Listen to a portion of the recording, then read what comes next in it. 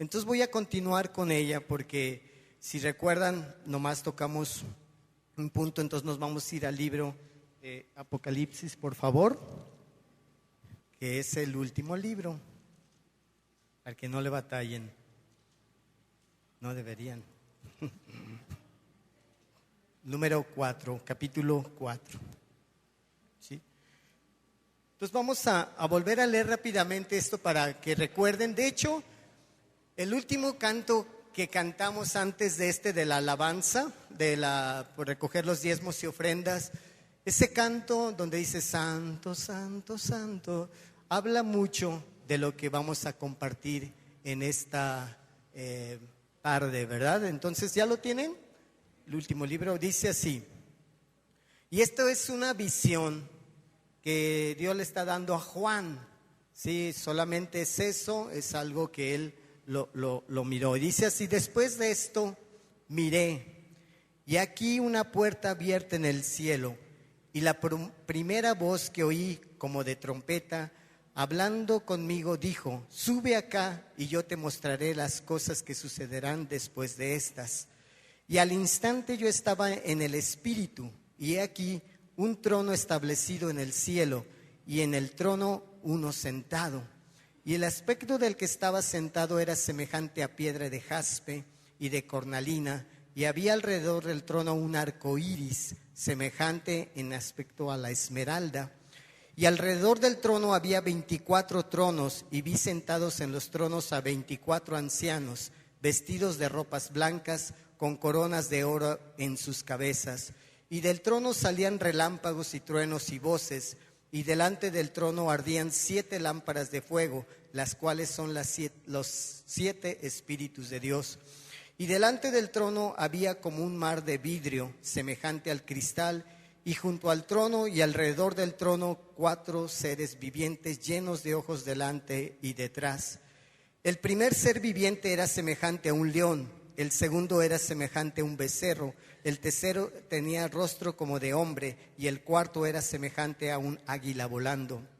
Y los 4 seres vivientes tenían cada uno 6 alas, y alrededor y por dentro estaban llenos de ojos, y no cesaban día y noche de decir: Santo, Santo, Santo es el Señor, Dios Todopoderoso, el que era, el que es y el que ha de venir. Y siempre que aquellos seres vivientes dan gloria y honra y acción de gracias al que está sentado en el trono, al que vive por los siglos de los siglos. Y los 24 ancianos se postran delante del que está sentado en el trono y adoran al que vive por los siglos de los siglos, y echan sus coronas delante del trono, diciendo: Señor, digno eres de recibir la gloria y la honra y el poder, porque tú creaste todas las cosas, y por tu voluntad existen y fueron creadas. Amén. Muy bien. Nomás recordando un poco de la primera enseñanza, recordábamos que cuando oímos que vamos a compartir algo sobre la adoración y alabanza, luego se nos viene música, ¿no? Y realmente lo que no vamos a hablar es la cuestión de la música, de instrumentos, no se trata de eso. Decíamos que ni de que cante Mario o Ches o los que tocan aquí la alabanza. Se trata más bien de otra cosa, ¿verdad? No se trata de ellos. Entonces, una de las cosas que es un reflejo de nuestra alabanza, el accionar, es simplemente eso: brincar, adorar, exaltar todo lo que un domingo aquí hacemos, o que a lo mejor tú lo haces en tu casa, ¿sí? Pero la adoración, inclusive nos los recordaba Lee la semana pasada, es un producto de caminar en la semana, ¿no? De la forma en que adoramos a Dios. Podemos adorar a Dios con nuestra forma de ser, de nuestro accionar, de nuestras actitudes día con día, de cómo tratar a nuestra familia, a nuestra esposa, a nuestros hijos, de cómo hacer nuestro trabajo honradamente, tu trabajo secular. Y de muchas formas estamos adorando a Dios porque somos sus hijos, ¿no? Entonces el hecho de venir aquí domingo a domingo es como explotar toda esa adoración que tenemos en un cántico a Dios en adoración, ¿verdad? De hecho, deberíamos de estar aquí puntuales los domingos para venir y adorar y estar inquietos en nuestras casas, ¿verdad? Híjole, ya son 10:30, apenas vamos a llegar a la adoración. Pero parece ser que en la iglesia el tiempo de la adoración y la alabanza es como el tiempo para estar llegando a la iglesia. ¿No es cierto? Ay, voy a llegar a la palabra o voy a llegar a esto. No, mejor después de los diezmos y ofrendas, ¿verdad? A lo mejor, no sé tú, pero es parte esencial nuestra adoración. Y repito, independientemente de lo que nosotros estemos adorando en nuestro caminar diario, es importante que en comunidad podamos exaltar el nombre del Señor. Y por eso esto brota de nuestro espíritu un cántico a Dios. Entonces, decíamos que el centro de nuestra alabanza, ¿quién es? Es Dios. Dios es el motivo de nuestra adoración. Dios es el centro de nuestra alabanza, como nos lo dice aquí en Apocalipsis 4, ¿verdad? Entonces vemos aquí cómo a Juan le dan una visión, ¿sí?, de lo que realmente está él viendo. Y lo primero que ve, decíamos, ¿qué es lo que ve? Dice que ve un trono y en el trono ve uno sentado en él.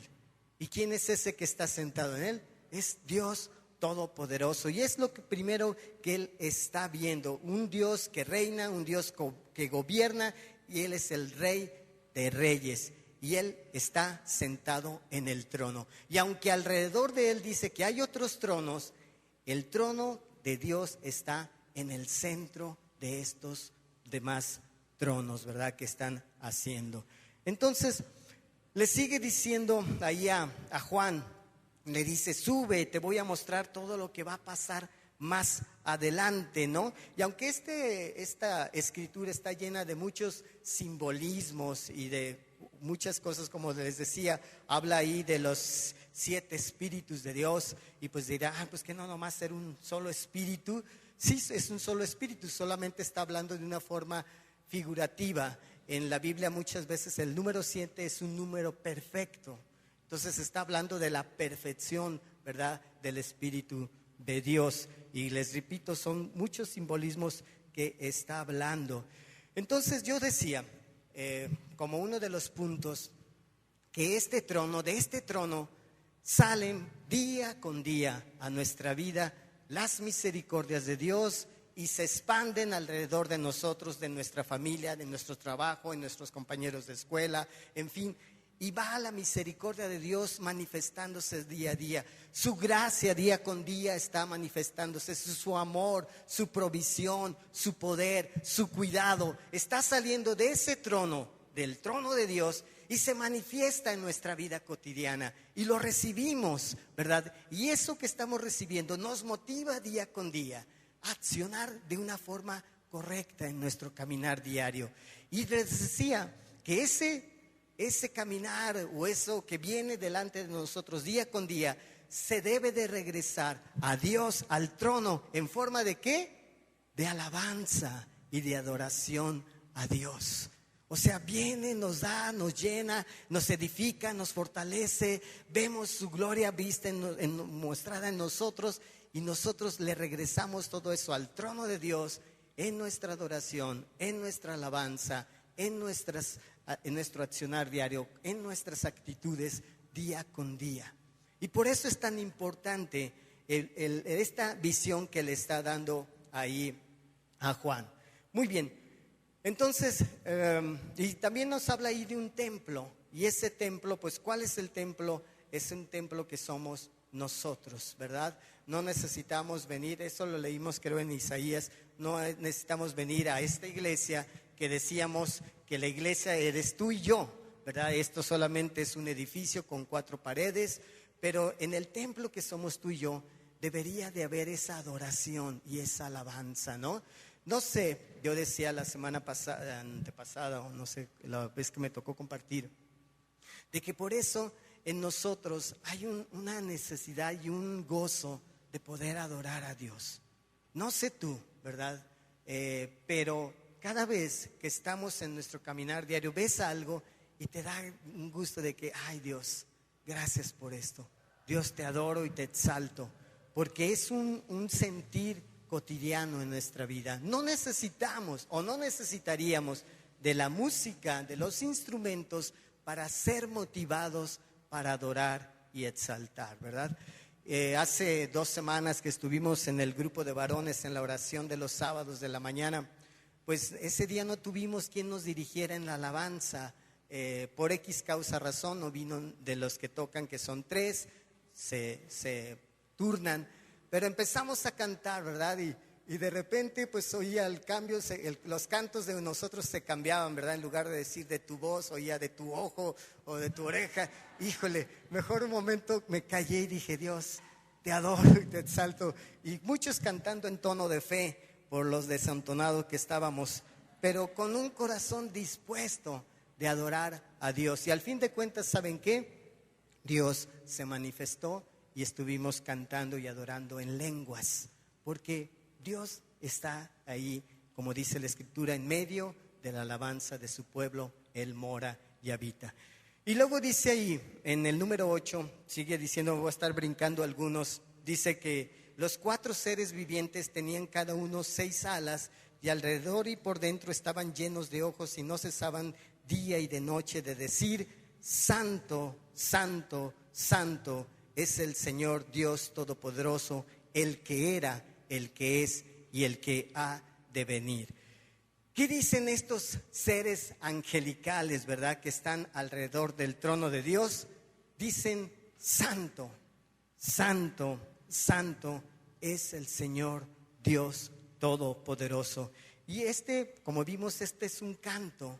Por eso cuando cantamos, Mario y su equipo, pues seleccionamos cantos siempre a través de esto, que sean cantos cristocéntricos, que hablen y nos muestren algo de lo que dicen las Escrituras. No solamente cantar por cantar, ¿verdad? Porque hay muchos cantos que a veces no te dicen nada, ¿no? Pero estos cantos tratamos de que nos digan de lo que es Dios y de lo que Dios representa para cada uno de nosotros. Pero ¿por qué Santo, Santo, Santo?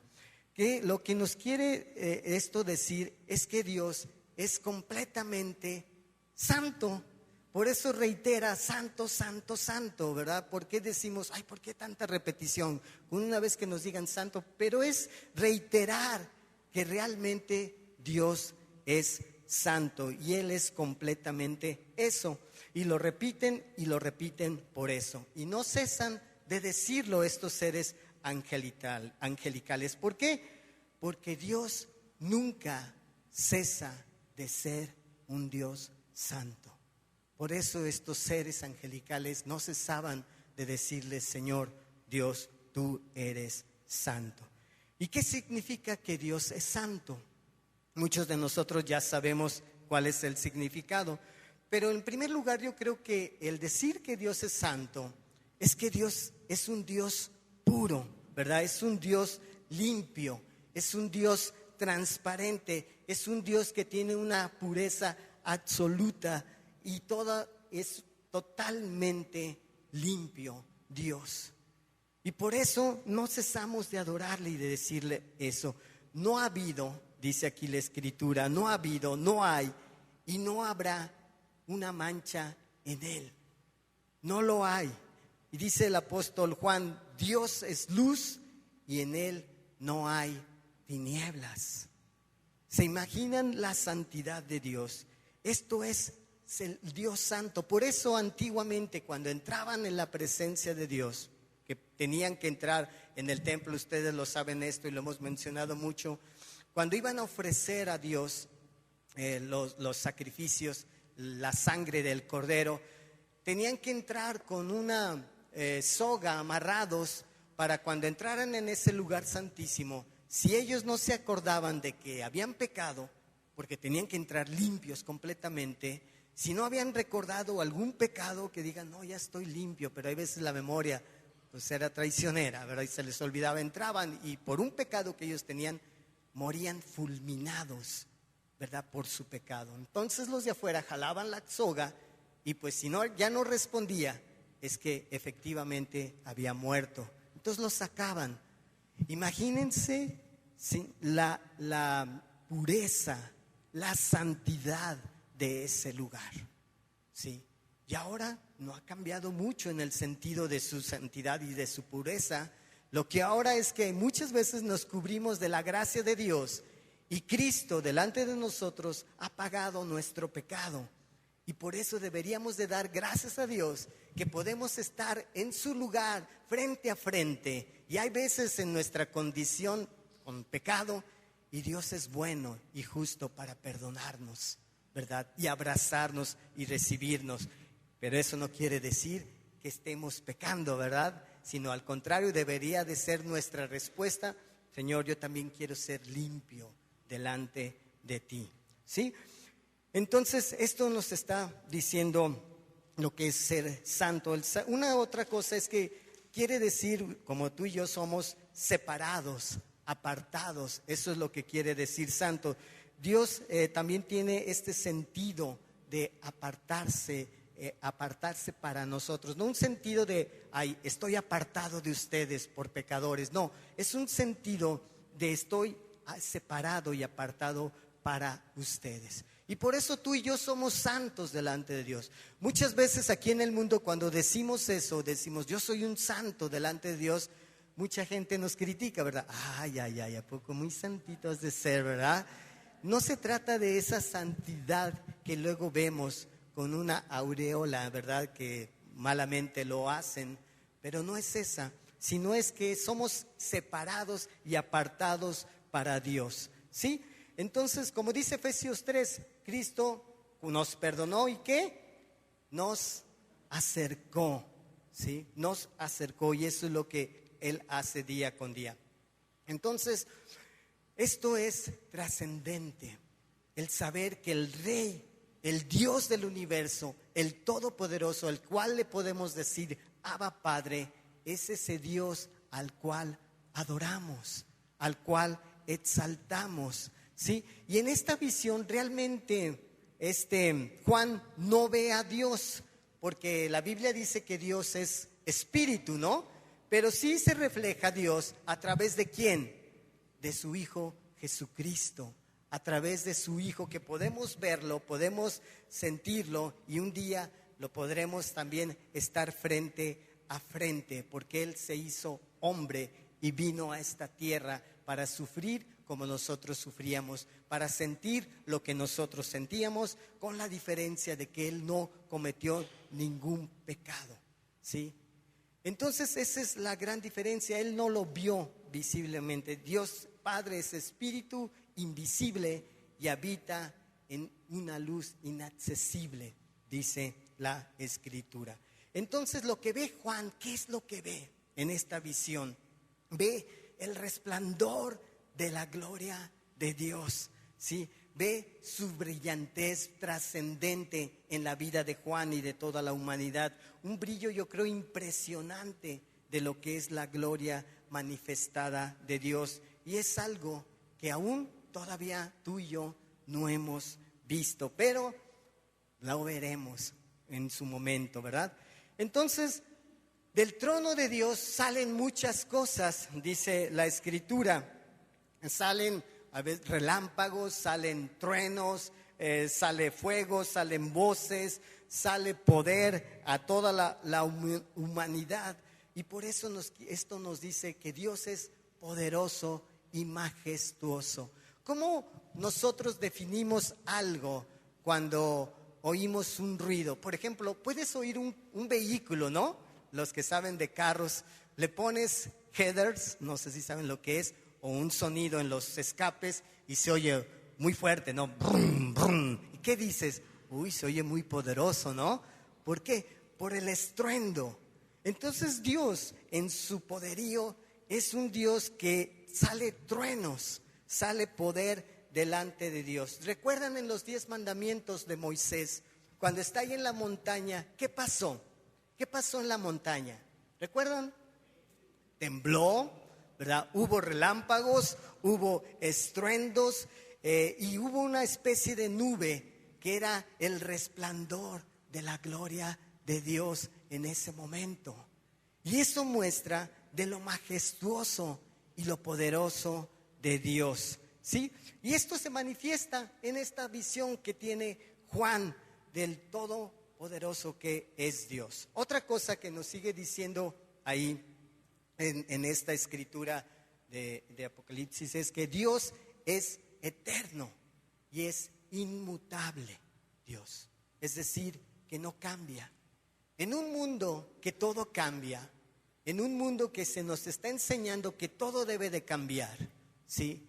Que, por ejemplo, en un mundo que te dice que no debes de esperar en muchos lugares, no debes de esperar en el banco, no debes de esperar en las tortillas, no debes de esperar en las pizzas, ¿verdad? No debes de esperar en comida. En un mundo que te dice todo eso, Dios, por ejemplo, te dice, espera en el Señor, espera en el Señor. Pero el mundo te dice todo lo contrario. El mundo te dice, esto debe de cambiar, esto debe de hacerse así, esto debe decir, pero Dios nunca cambia. Él dice la escritura aquí que leímos y lo vimos en el canto, el que era, el que es y el que ha de venir, al que vive por los siglos de los siglos. Ese Dios nunca va a cambiar. Ese Dios que nos ha dicho, tú eres mi hijo y he dado mi vida por ti, no va a cambiar. Nunca va a decir después, no, siempre es que ya me arrepentí porque no no cambias, ¿verdad? Mejor ahí muere, ¿verdad? Ahí muere con esta situación.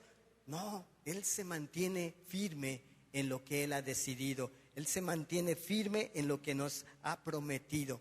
Dios es eterno, desde la eternidad hasta la eternidad. Dice la escritura y también dice un canto, Dios no cambia.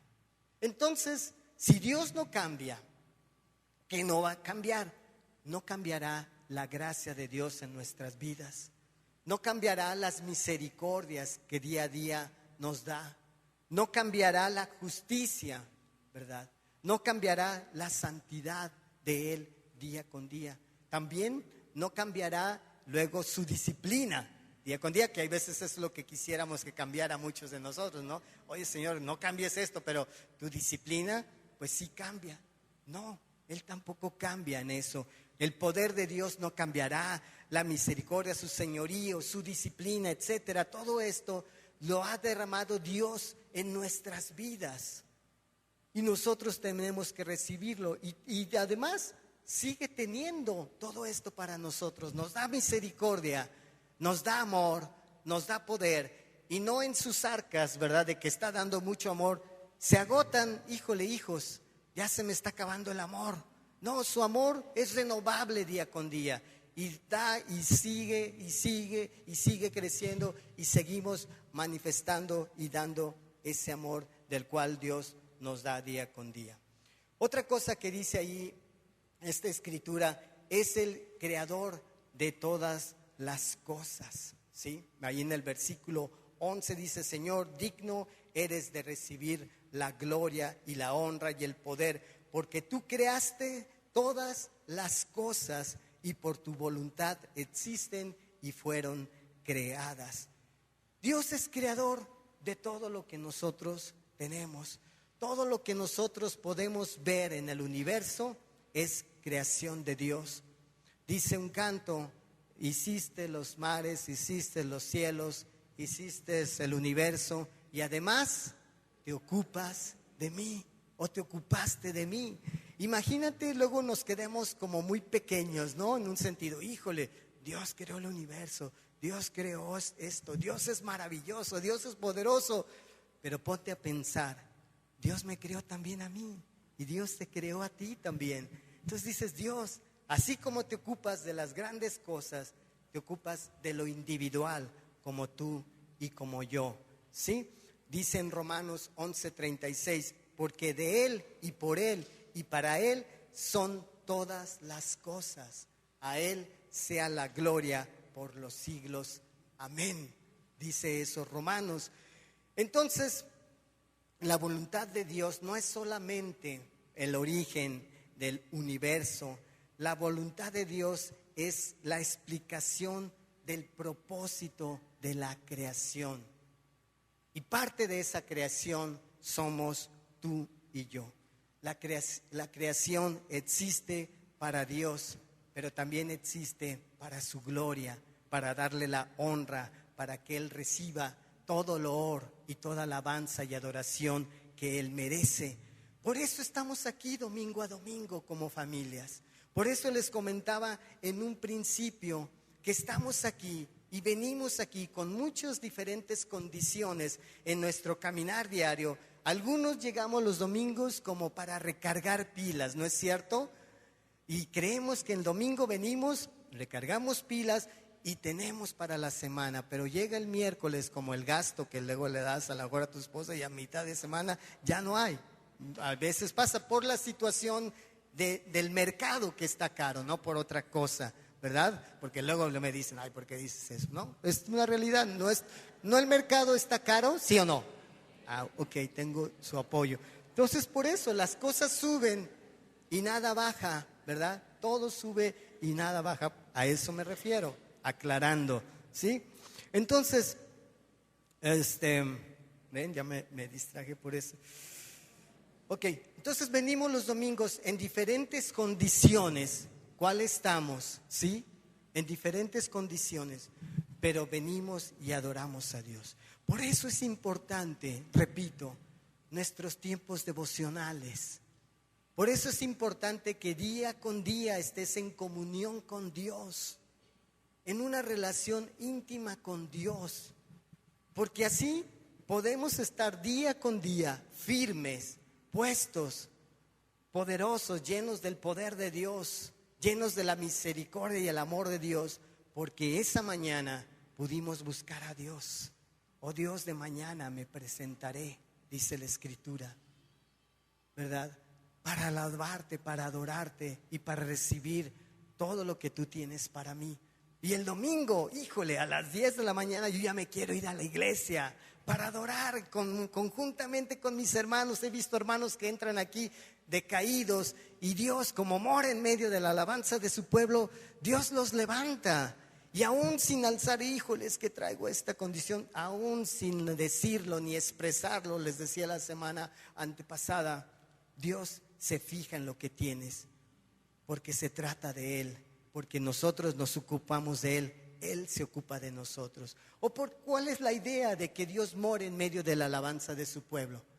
Yo creo que Dios, aparte de que se goza y danza en medio de nosotros, de que Dios se ha exaltado en ese momento, de repente ve a alguien, ve el corazón y la condición de la persona y le dice, ¿qué te pasa? Oh, yo lo arreglaré, yo te sanaré, en el nombre de Cristo, sánate en este momento. Y la persona empieza a fluir, se le empieza a poner la piel chinita, empieza a llorar, ¿qué es eso? Es Dios morando en medio de nosotros, fortaleciéndonos, animándonos. No solamente es para estar Dios así por estar, y lo pudiera hacer, Él es Dios, pero Dios siempre tiene un propósito en lo que Él comparte y lo que nos dice aquí en la palabra. No se trata de nosotros, gracias a Dios. Dice, porque se trata de mí, dice Dios, no se trata de ti. Entonces, como se trata de Él, Dios hará lo que tiene que hacer en la vida de cada uno de nosotros. Y luego dice, ahí en el versículo 3, y el aspecto del que estaba sentado era semejante a una piedra de jaspe y de cornalina, y había alrededor del trono un arco iris semejante al aspecto a la esmeralda. Entonces, bueno, en cuanto a las piedras y todo esto que habla, pues lo único que nos dice es la brillantez de estas piedras, ¿no? Estas piedras son muy brillosas y esto refleja el brillo de Dios en la vida de cada uno de nosotros. Lo que, pues les digo, es muchos simbolismos, pero eso es realmente lo que quiere decir. Y luego dice el arco iris, como cantábamos en el canto que les comento, ¿no? El arco iris. Por primera vez en la Biblia, ¿dónde se menciona el arco iris? ¿Recuerdan? Sí, después en el arca de Noé. ¿Recuerdan? Como un pacto delante de Dios, ¿sí? En el cual dijo, después del diluvio, hago un pacto delante de ustedes, palabras más, palabras menos, de que ya nunca volverá a haber un diluvio. Por eso cuando llueve y luego vemos en el horizonte un arco iris, recuerden, es el pacto de Dios que ya no vamos a inundarnos. No te preocupes cuando llueve, ¿verdad? Pues no nos vamos a volver a inundar. Ahora que venía lo que es los huracanes, ¿verdad? Híjole, nos vamos a inundar allá en las playas, ¿verdad? Nos vamos a mojar, etcétera. Pero ¿qué? Recordar el pacto de Dios, ya no voy a mandar un diluvio. Entonces, por primera vez se menciona ahí con lo del diluvio.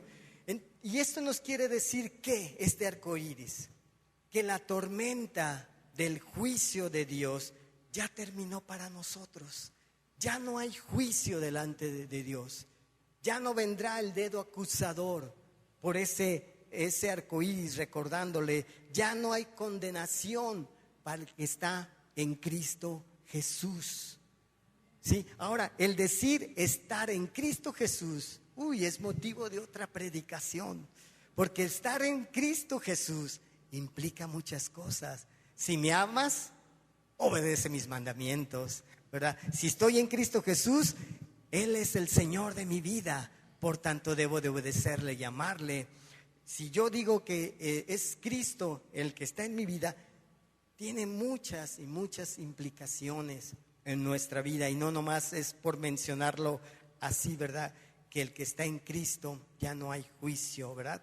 Entonces hemos sido salvados de este juicio que habla aquí la Biblia, del juicio eterno de Dios. Y por eso en esta visión el arco iris rodea el trono de Dios, para que vean que en Cristo nosotros hemos sido salvos. Y eso representa este arco iris, este símbolo del arco iris aquí en esta escritura.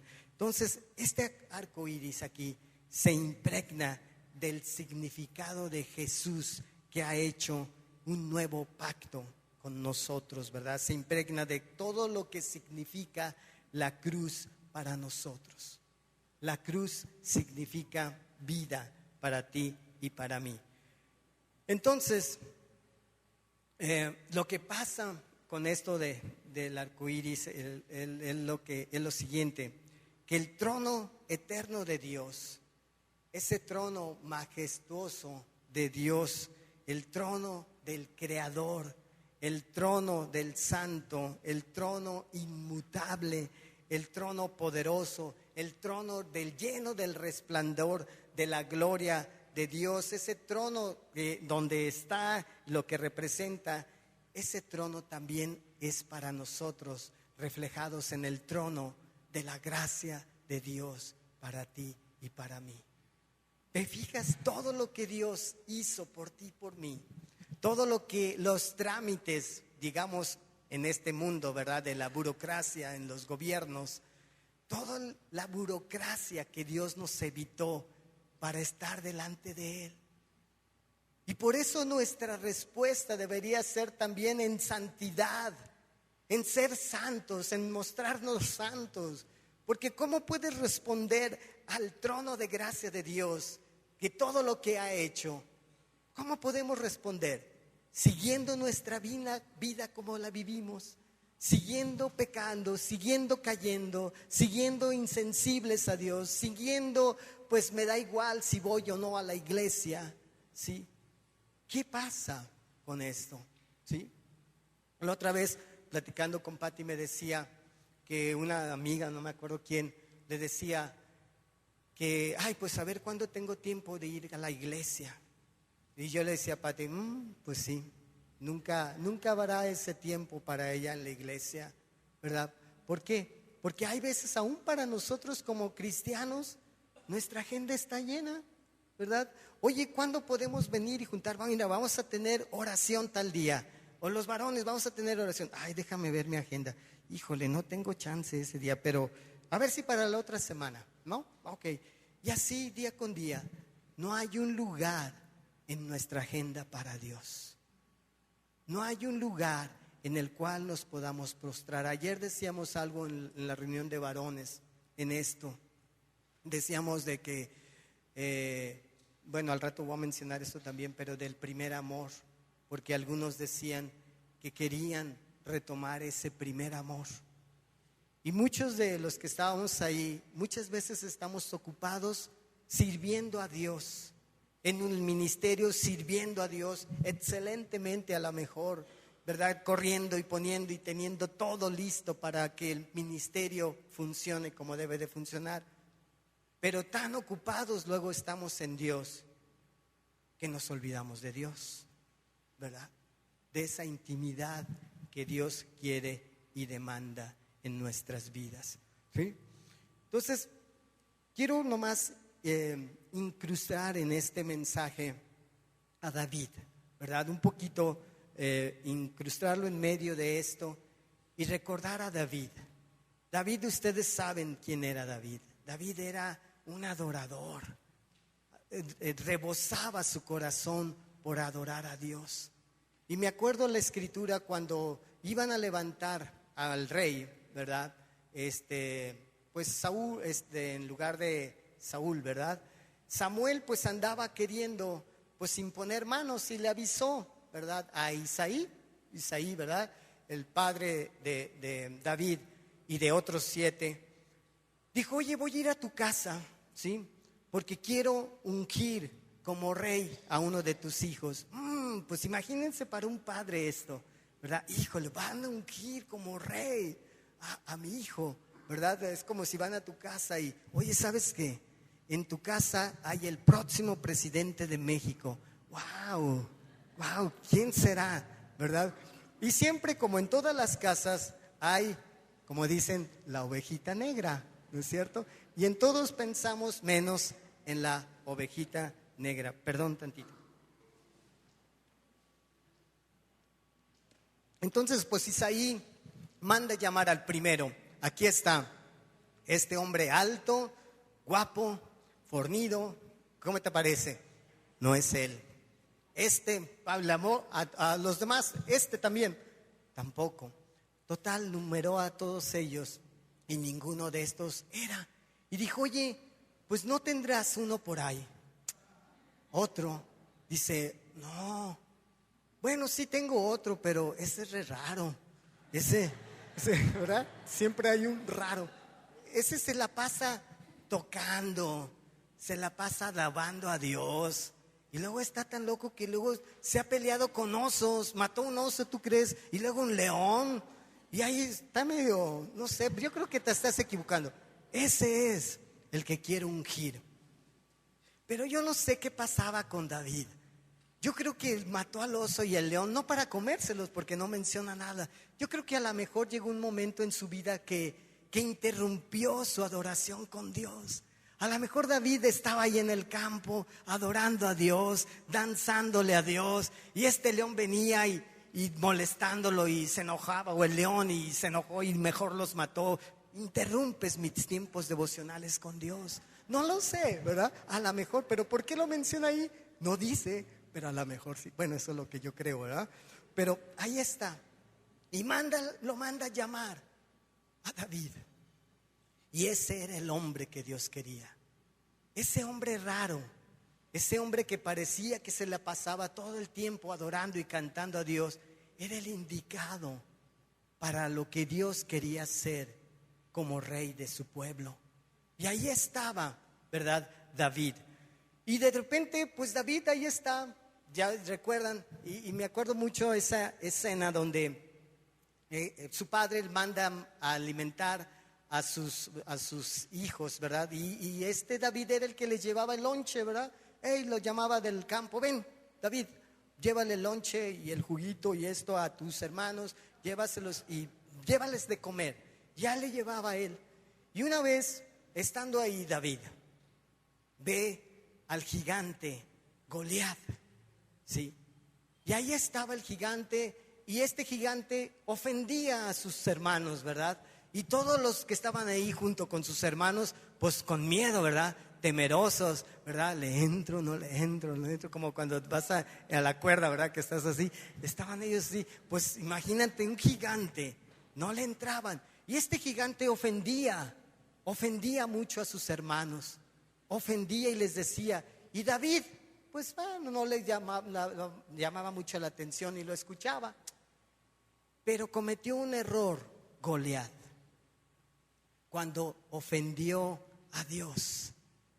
Llegó un momento que ofendió tan severamente a Dios, Goliat, que entonces ese David, que estaba así como insensible a lo que decían sus hermanos, reaccionó y dijo: ¿quién es este incircunciso que se atreve a ofender a mi Dios?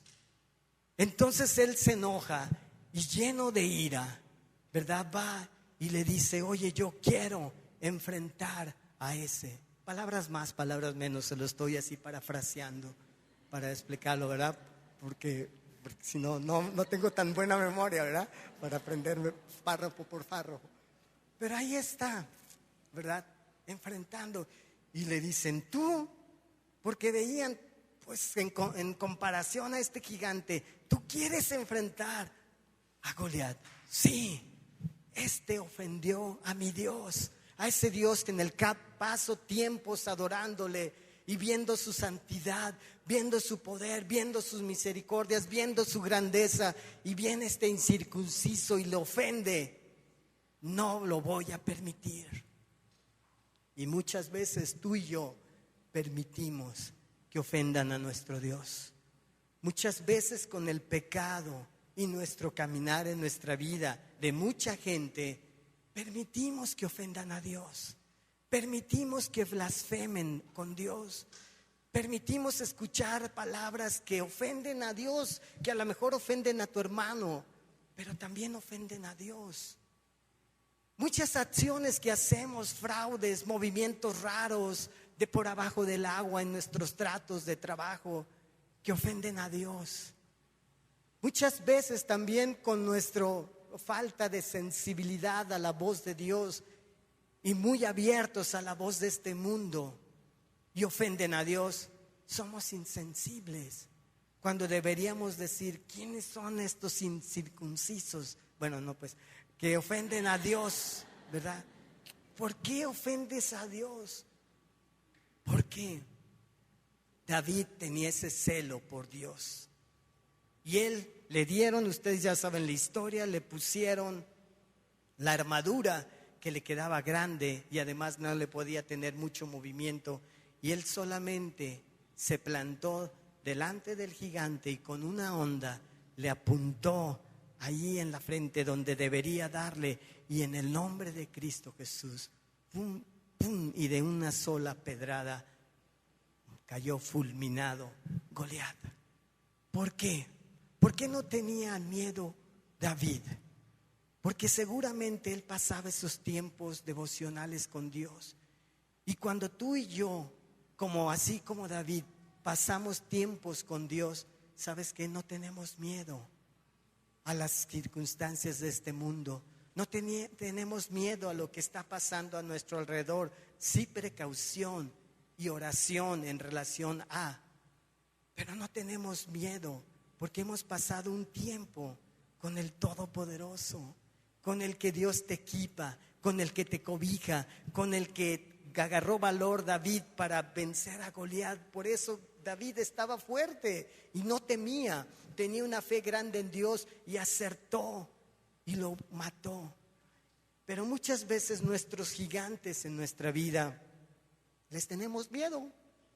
¿Por qué?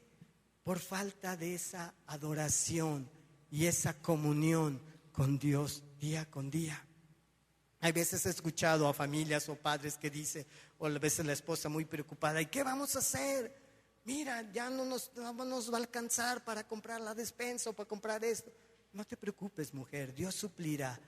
Dios suplirá, ¿verdad? Y hay veces así, hay veces las mujeres, perdónenme, pero son muy imprudentes, ¿verdad? Hay veces el varón está levantándose y batallando. El varón es más difícil que la mujer en cuanto a su relación con Dios, ¿no? Pero hay veces varones están ahí queriendo agarrar el paso y ahí van: sí, yo quiero. Y de repente la esposa se encarga de tumbarlo, ponerlo en el lugar donde deben de estar. Malamente, ¿verdad? Por la imprudencia de no saber que Dios está trabajando con el varón.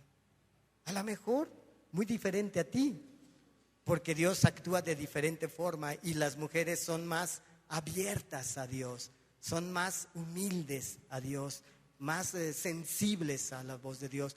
El hombre, por nuestra, entre comillas, hombría, ¿verdad? No, como yo soy hombre, ¿verdad? Y aquí se hace lo que el hombre dice, no lo que Dios dice. Y todas esas cosas vamos rompiendo los hombres.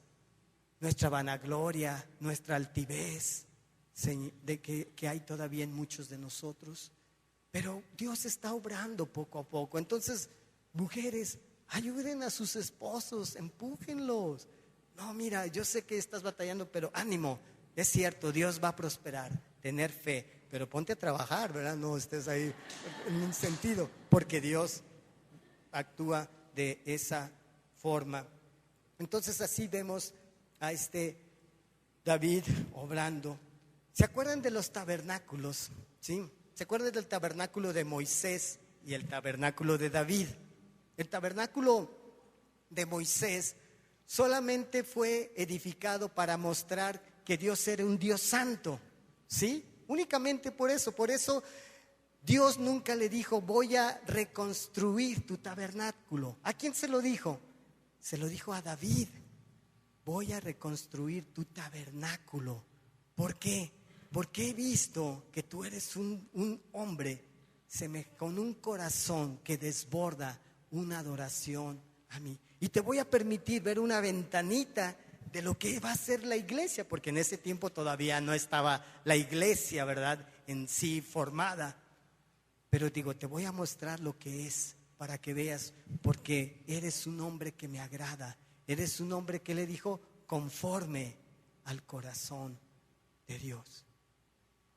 Y por eso Dios reconstruyó el tabernáculo. Y además, en el tabernáculo de Moisés no solamente se permitía una vez al año estar en ese tabernáculo, y en el de David era cualquier tiempo. Entonces yo creo que Dios lo hizo porque Dios quiere estar todo el tiempo con nosotros, no una vez cada año. No, como que una vez cada año le debe haber dicho Moisés. Yo quiero, bueno, eran tiempos que así debería ser, pero en este tiempo yo creo el tabernáculo de David lo quería reconstruir por esa cercanía de estar contigo y conmigo día con día. Eso era lo que le animaba a Dios en cuanto a David, ¿verdad? Entonces, quiero leer un versículo nada más, que le digo paralelo a esto, que está en Crónicas. Sí, en Crónicas.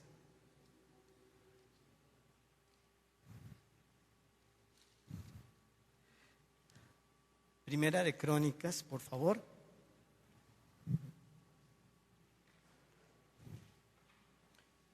Fíjense, estas palabras, yo creo que es una de las oraciones más completas de adoración a Dios de parte de David, ¿verdad?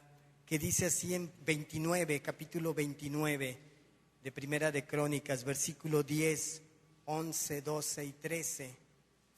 ¿Lo tienen?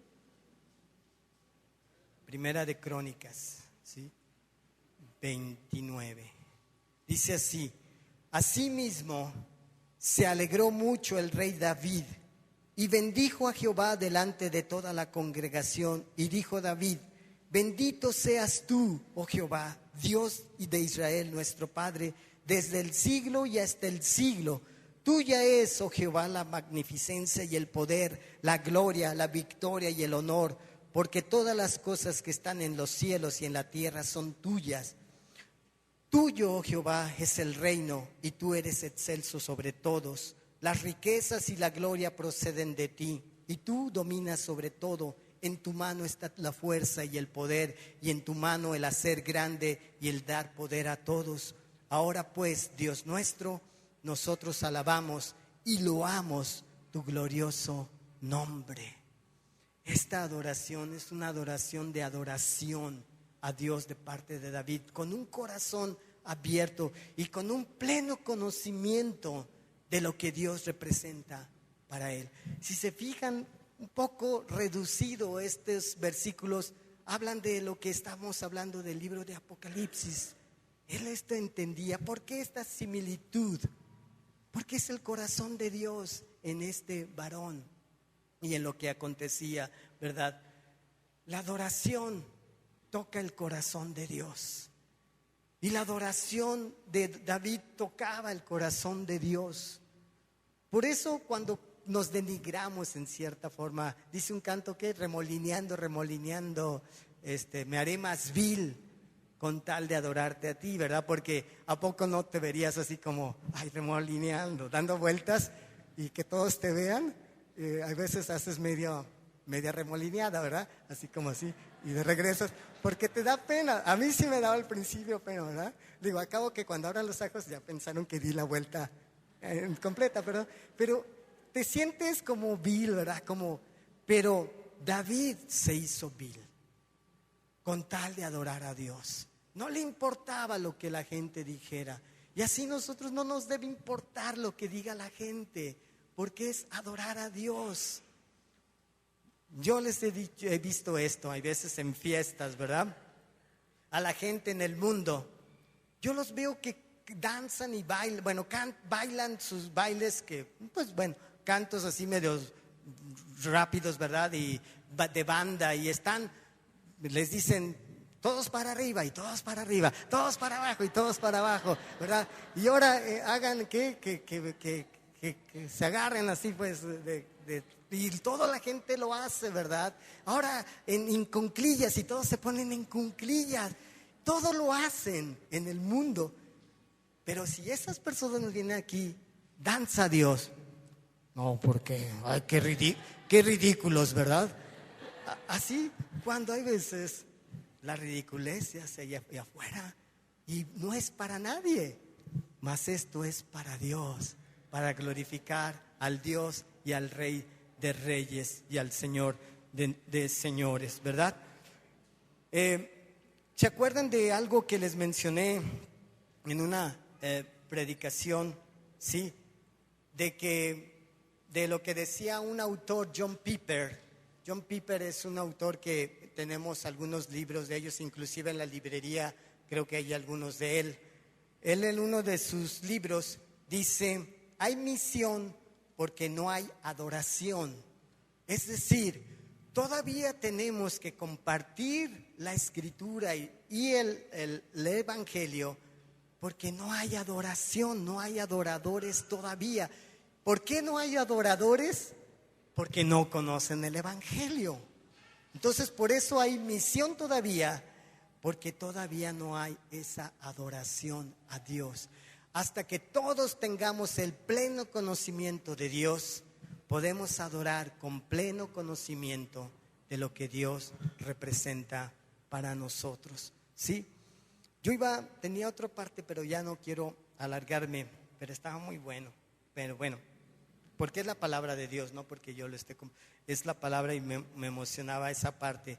Pero bueno, vemos a Jesús siempre cuando Él se acercaba al Padre y a orar, siempre le mencionaba, dice en diferentes partes de la Escritura, le decía Padre. También en otras partes dice Padre Santo. Él sabía lo que implicaba decir esto, o Padre justo, ¿verdad? Cuando Él inclusive nos enseña a orar, ¿cómo nos enseñó a orar Jesús? Padre nuestro que estás en los cielos, santificado sea tu nombre. Ese era el modelo de oración en el cual nosotros deberíamos de tomar. Por eso iniciamos nuestra oración diciendo: oye Dios, Padre, pues tú que estás en los cielos, no una forma repetitiva, ¿verdad? Pero sí una forma con esto que lleva estas palabras que también Jesús lo hacía. Y esto es lo que también tenemos en este libro de Apocalipsis que estamos leyendo. El Padre que está en los cielos, dice aquí, el Padre que está en el trono, el Padre que es santo, que es adorado, honrado, es también tu Padre y mi Padre. Y por eso adoramos a Dios, convencidos de esto que Dios dice en nuestras vidas. Entonces, concluyendo este mensaje, ante este Dios, ¿verdad? Ante este Dios que conocemos, este Dios todopoderoso, majestuoso, todo esto que sale del trono de Dios, de ese trono que vio en visión cual que en ese trono que Él reina, que gobierna absolutamente ante ese Dios santo, santo, santo que menciona tanto, a ese Dios majestuoso, ese Dios todopoderoso, a ese Dios eterno, a ese Dios inmutable que estábamos diciendo que no cambia, a este Dios que es tu creador, como es creador de todo el universo, que para Él existen y por Él existen todas las cosas, a este Dios también tan grande en su gracia y en su misericordia, ante ese Dios, ¿qué hace según esta visión la gente en el cielo? ¿Qué es lo que hace? Vemos ahí en el versículo 10 a estos 24 ancianos, y lo quiero leer, y dice así, si lo vuelven a su libro, ahí en el libro 4, versículo 4, capítulo 4, versículo 10, los 24 ancianos se postran delante del que está sentado en el trono y adoran al que vive por los siglos de los siglos y echan sus coronas delante del trono diciendo: Señor, digno eres de recibir la gloria y la honra y el poder, porque tú creaste todas las cosas y por tu voluntad existen y fueron creadas.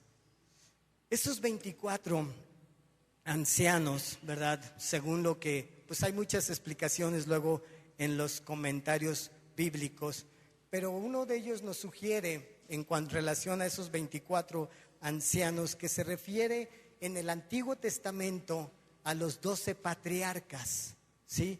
Y en el Nuevo Testamento a los 12 discípulos. En conjunto, resumiendo, representa al pueblo de Dios, a ti y a mí. Nosotros a lo mejor del Antiguo Testamento somos algunos del Antiguo Testamento, ¿verdad? Pero al fin de cuentas somos el pueblo de Dios representado en esos 24 ancianos, los 12 patriarcas que habla el Antiguo Testamento y los 12 que habla de los discípulos en el Nuevo Testamento. Y estos dos grupos, repito, son el pueblo de Dios. Entonces nos da a entender esta escritura que tanto el pueblo del Antiguo Testamento como el pueblo del Nuevo Testamento está alrededor del ¿quién? Del trono de Dios, adorando a Dios, exaltando. Imagínate esa escena que vamos a tener en un momento dado, todos rendidos delante de Dios, adorándole. Y la otra cosa que dice ahí es que están sentados ¿en qué? Esos 24 ancianos en un trono. Por eso les decía en un principio que el principal trono, que el que está sentado Dios, alrededor de él estaban estos 24.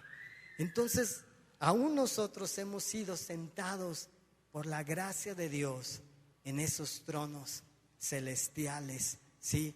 Nos ha dado lugar juntamente con Él por Jesucristo. Y además, en el tabernáculo de David, es decir, en el templo que hizo, ¿se acuerdan? Salomón, eso ya no lo alcancé a explicar, se hicieron 24 grupos de sacerdotes, si lean esa historia, y los levitas para adorar a Dios y decirle: tú eres el Dios, el Todopoderoso. Entonces son reyes sobre tronos, son reyes que también son a la vez sacerdotes y que son tú y yo, es decir, el pueblo redimido de Dios, adorándole y exaltándole. Pero bueno, lo más importante de esto, ¿qué hicieron esos 24 ancianos? ¿Qué es lo que hacen? ¿Sí? Dice exactamente, dice: y adoran al que vive por los siglos de los siglos y echan sus coronas delante del trono. Es decir, dice, se postran. Hoy en día ya no nos postramos delante de Dios, ¿no es cierto? Yo hace mucho tiempo que no veo aquí en un servicio que nos postremos delante de Dios.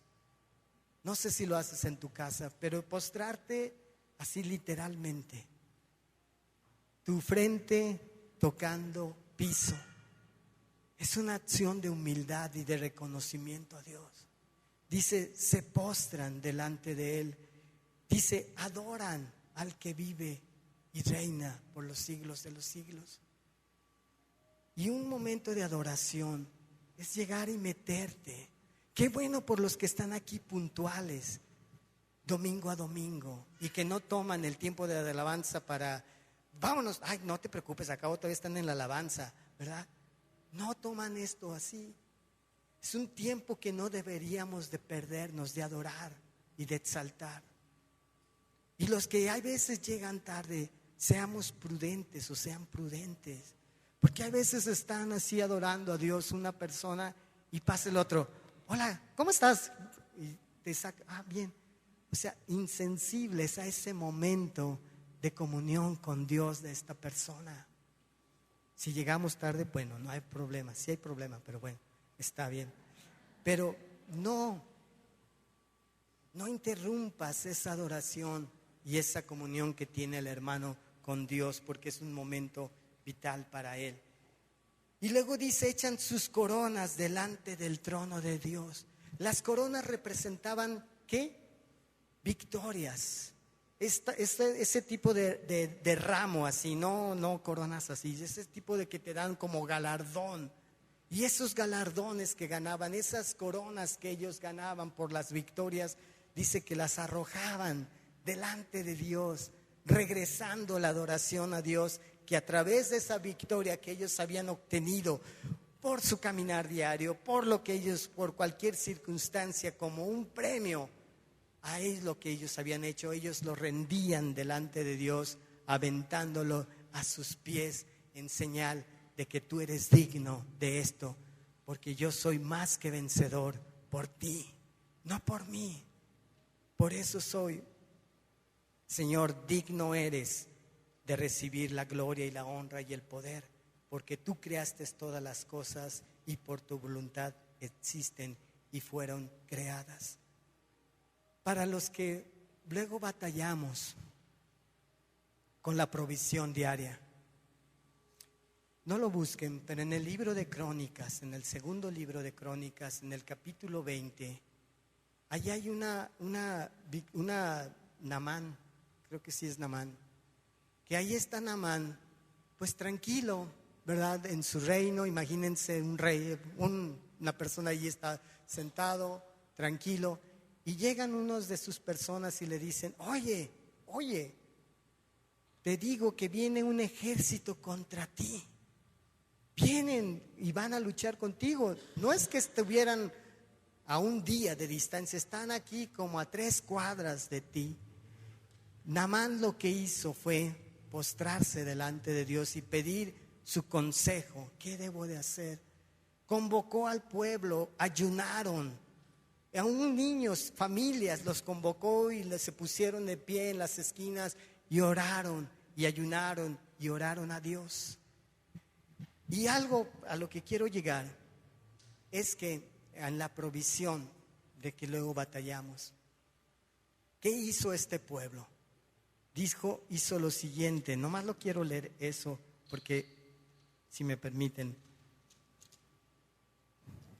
dice así: y cuando se levantaron por la mañana salieron al desierto de Tecoa, y mientras ellos salían, Josafat, estando en pie, dijo: oídme, Judá y moradores de Jerusalén, creed en Jehová y vuestro Dios y estaréis seguros, creed a sus profetas y seréis prosperados. Porque ya iban a pelear, ya el ejército contrario ahí estaba, y él dijo: los voy a convocar. Y la palabra siguiente que dijo, fíjense, no dijo preparen sus armas, preparen sus espadas, preparen sus escudos, preparen porque vamos a vencer. Él dijo: y habido consejo con el pueblo, puso a algunos que cantasen y alabasen a Jehová, vestidos de ornamentos sagrados, mientras salía la gente armada, y que dijesen: glorificad a Jehová, porque su misericordia es para siempre. Y cuando comenzaron a entonar cantos de alabanza, Jehová puso contra los hijos de Amón, de Moab y del monte de Seir, es decir, sus enemigos, las emboscadas de ellos mismos que venían contra Judá, y se mataron los unos a los otros. Es decir, todo este proceso nuestro en cuanto a nuestra adoración, lo que implica adorar a Dios, lo que implica tener tus tiempos con Dios, lo que implica tener una comunión, lo que implica tu santidad delante de Dios, todo eso se reflejó en un canto. Porque Josafat pudo decir, ¿quién se le ocurriría en ese momento? Vamos a cantar, ¿no? Imagínense ustedes, oye, se está cayendo aquí el edificio. Hermanos, vamos a cantar aquí. No, hombre, vámonos para afuera, ¿verdad? Era esa comunión que había del pueblo. ¿Y qué pasó? Hubo confusión entre el ejército contrario. Dice que se mataron unos a otros, entre ellos mismos. Y el pueblo de Josafat ahí estaba viendo cómo se mataban entre ellos mismos porque estaban confundidos. Y ellos nomás los veían caer y caer. Y ellos enteros sin meter ni siquiera la mano. Fueron derrotados y vencidos. Y ya quedaron ahí, todos se quedaron mirando. ¿Qué pasó? Ni siquiera metimos las manos y todo el ejército está vencido, derrotado. Pero dejaron que el botín. Había muchas riquezas en todos estos soldados. Y dice la Biblia que duraron 3 días para recoger el botín de tanto que era. Y este pueblo fue prosperado. Y después ya nadie se metió con este pueblo porque decían, oh, verdaderamente su Dios es el Dios poderoso. Y hubo paz, dice, hubo paz en este pueblo por esa reacción. ¿Por qué? No solamente la acción de adorar, sino lo que venía, la explosión de adorar viene de consecuencia de algo. Y esto fue bendito. Entonces, si tú y yo pasamos y padecemos en nuestra economía, que luego muchas veces es nuestra traba, aún para venir a la iglesia, ¿no es cierto?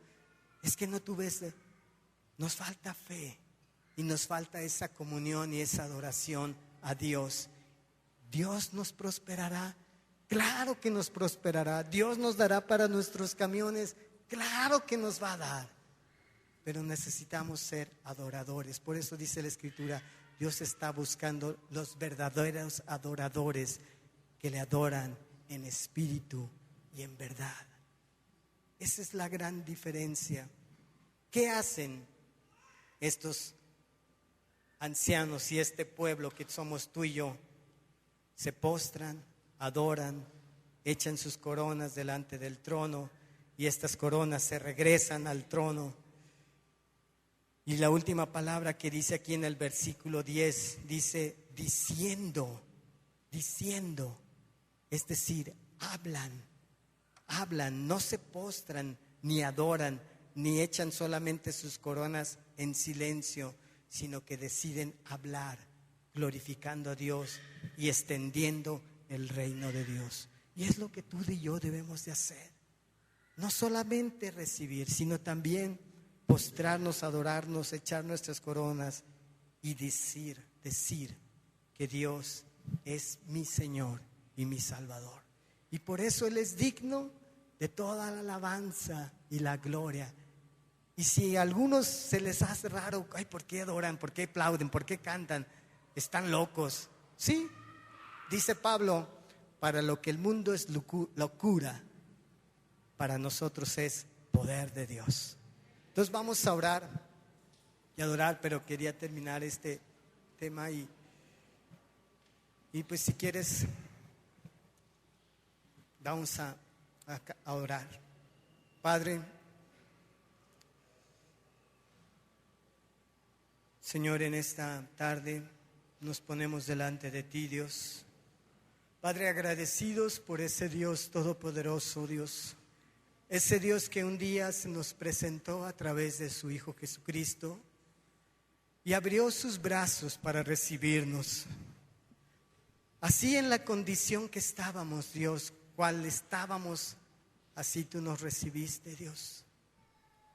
Y nos dijiste que la única solución para caminar contigo era arrepentirnos de nuestro anterior caminar y que tú eras bueno y justo para perdonarnos y que tú abrías tus brazos y, como digo, poniendo tu hombro para que nosotros nos pudiéramos recostar en ti y ser consolados y confortados por ti, Señor.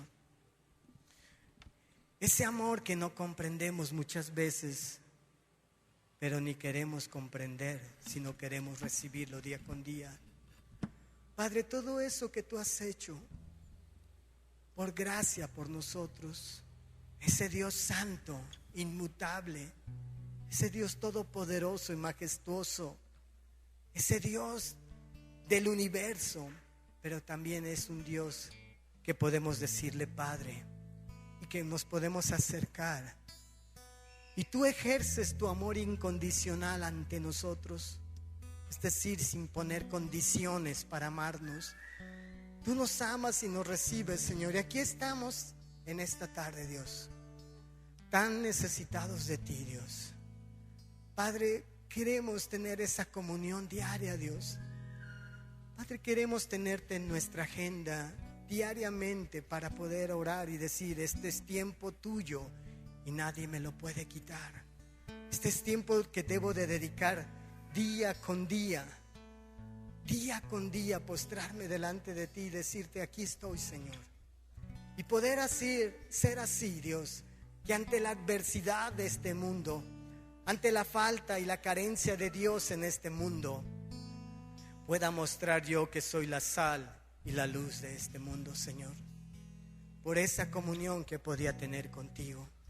Y así los gigantes que se me presenten en el día, los gigantes que se me presenten día con día en nosotros, Dios, serán derrotados por el celo que tenemos de ti, Señor, de que tu nombre no debe de ser blasfemado, de que tu nombre no debe de ser vituperiado. Que mi hermano y mi amigo y el que está a mi lado, que no permitamos, Dios, que blasfeme contra ti, ofendiendo al hermano, criticando al hermano, diciendo chisme el uno al otro y no trayendo edificación, Dios. Padre, cambia nuestra queja por adoración. Cambia nuestra queja diaria, Dios, por adorarte y decirte: gracias, Dios, por quien eres. Gracias porque pude amanecer y tengo vida y puedo expresarle a mi familia que los amo y que los necesito, y puedo ir a trabajar y gozarme y recibir mi dinero, Dios, para poder, Dios, sustentar las necesidades de mi hogar. Padre, que ese gozo no perdamos día con día, porque tú nos das ese gozo. Padre, que no nos creamos más que el otro, porque en ti somos iguales. El que mayor eres tú en nuestra vida, y por ti se hacen las cosas, Señor. Por eso, Dios, te decimos: santo, santo, santo, porque tú lo eres y tú lo serás a hoy y siempre y por la eternidad, porque dice la Escritura que tú eres el mismo ayer, hoy y por los siglos de los siglos. Seguirás siendo el mismo, Dios. Padre, gracias te damos y queremos cantarte este canto como muestra de nuestra oración, como una oración a ti, Señor, en el nombre tuyo, Señor. Amén, Dios.